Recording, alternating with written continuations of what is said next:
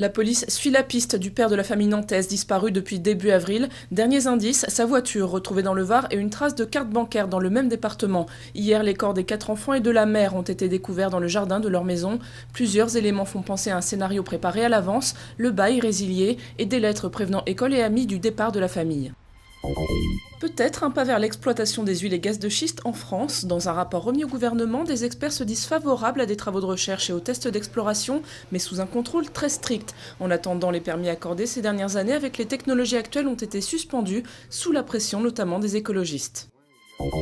1 milliard de dollars pour nettoyer les côtes du golfe du Mexique, c'est la promesse de BP un an après la marée noire. La somme doit permettre d'accélérer les travaux de réhabilitation, mais elle ne privera pas le géant pétrolier de régler la facture à l'issue du processus judiciaire.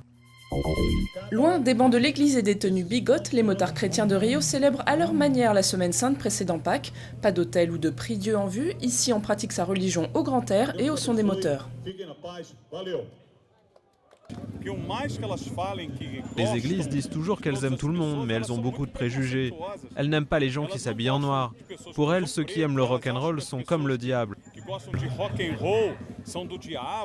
Malgré leur apparence pas très catholique, ces bikers sont à la fois vissés au blouson de cuir ou comment concilier esprit rock et Saint-Esprit.